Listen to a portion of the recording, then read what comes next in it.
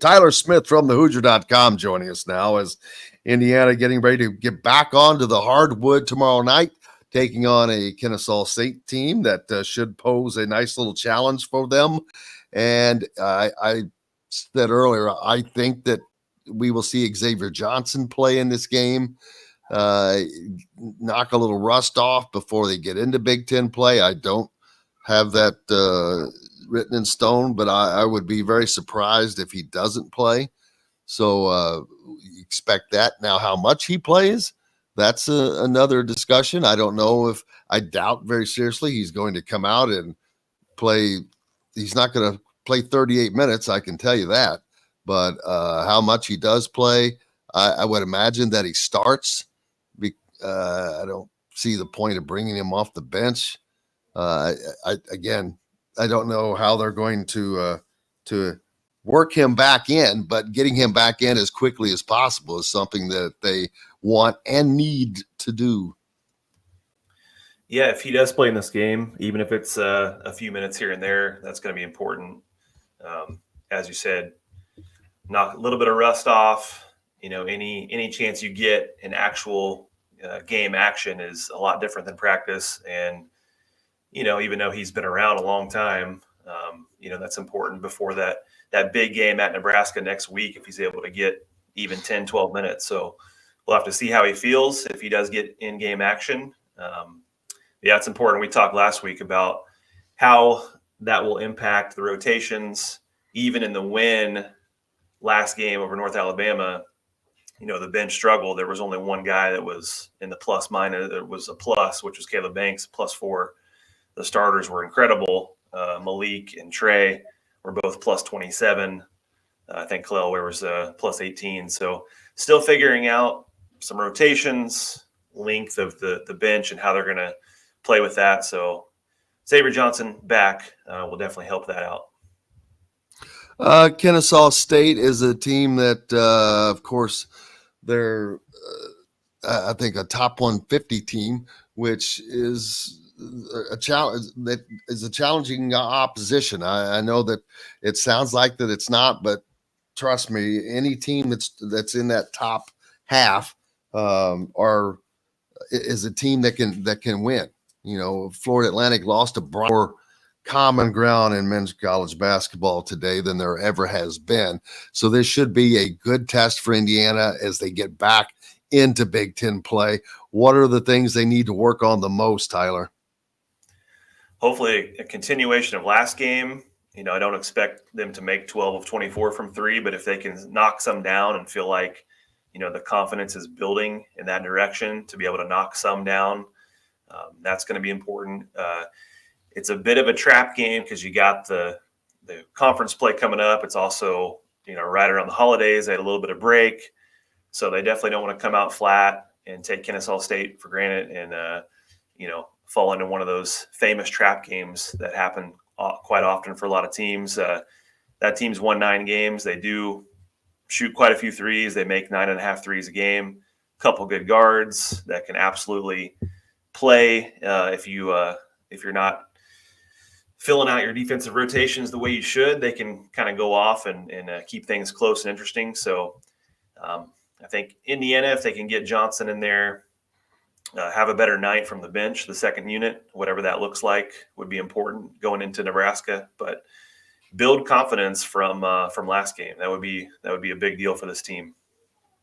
Kennesaw State coming off of a 79-70 loss to UNC Asheville, but that was behind the 22 points of Terrell Burden, who someone Indiana will have to focus on a little bit as well.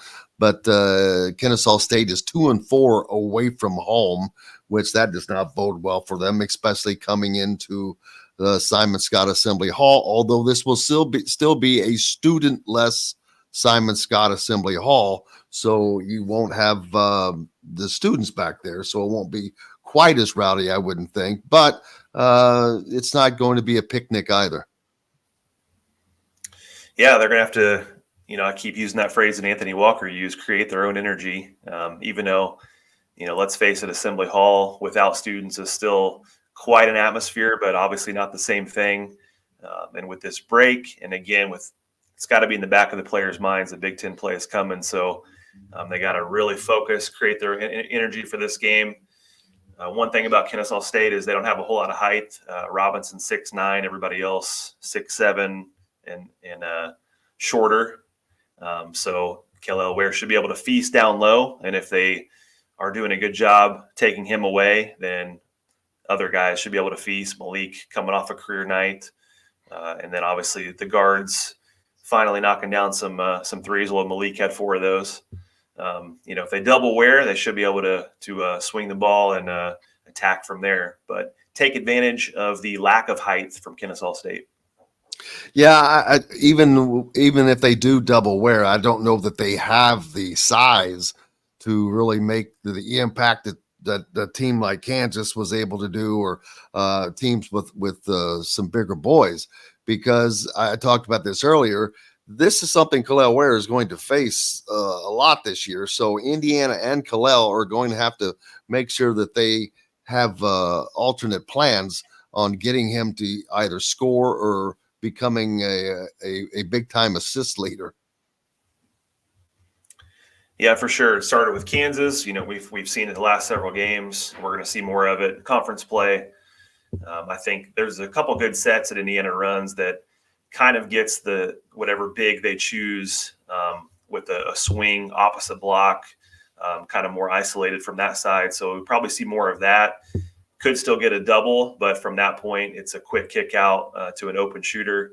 And then if they attack the shooter, then the post is open again. So hopefully Ware can also work on what he's done from time to time with the kind of the quick move. I love how patient Malik Renew has been this year. The game has really slowed down. When he gets in the post, Kel'el Ware may not have that luxury at all times. If they double, if they come quick, so he's got to work on some quick moves once he gets that touch. And then obviously if guys continue to knock down shots, then teams will have to think twice about how they defend him anyway.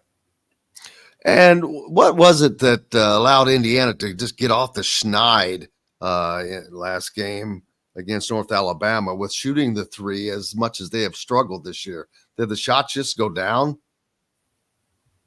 It was some of that because, it's kind of a contagious game, which I feel like free throws are the same way. If you've team struggling from the foul line and it gets kind of tense in the gym and it's just like the pressure mounts with every miss, and then you start knocking them down and it's just, all right, it's a confident shot.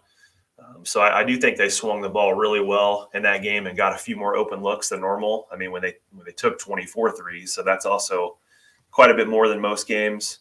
But a couple early ones go down, and then obviously when your 4 is 4 for 4, and leaving his pose up each shot and playing with that much confidence and that much swagger, it's can be contagious.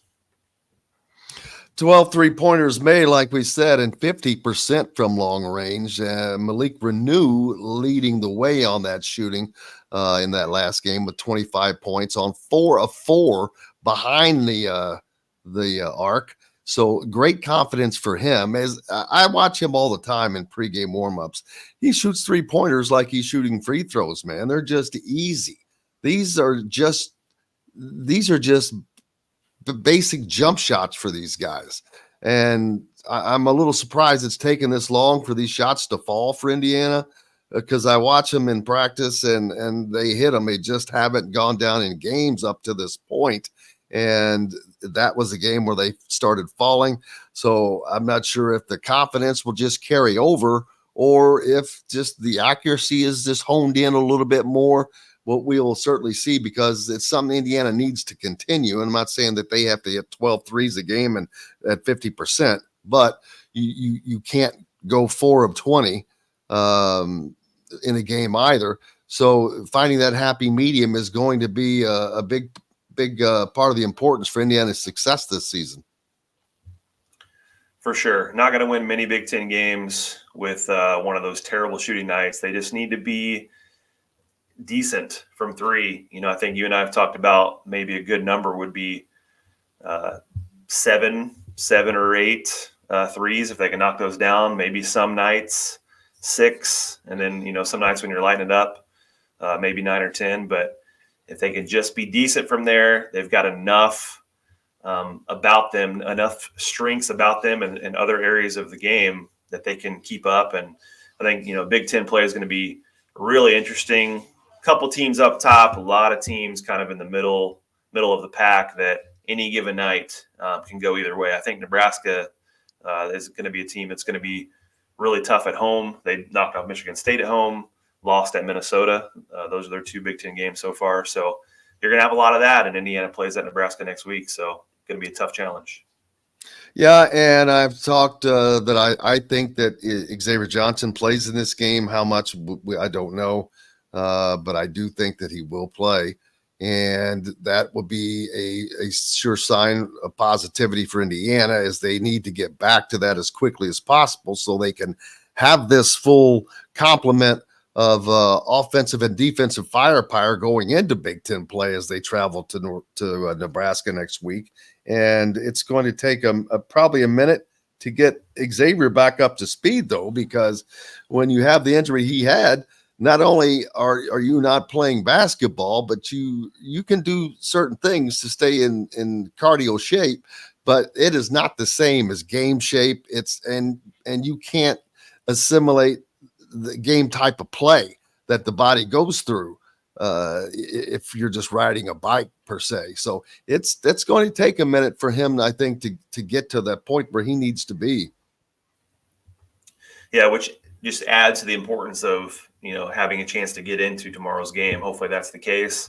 The good news for IU is, Gabe Cupps, even though he's more of a facilitator, not much of a shooter yet, he's worked with both units pretty well or quite a bit. So whatever Johnson's able to play, I think Cupps will be able to step into the other minutes, and whatever lineups are in, I think the offense will flow in a pretty similar way. So that'll be a good thing. And I mentioned last Thursday as well, my hope is they shrink the rotation to 8 guys whenever Johnson is really ready to go, and have Cupps, Walker, and Banks off the bench. And then you got the other guys, Gunn and Sparks, for foul trouble, or if there's a night where somebody's off and maybe you feel like they can give you a spark. But I would like to see the 8-man rotation.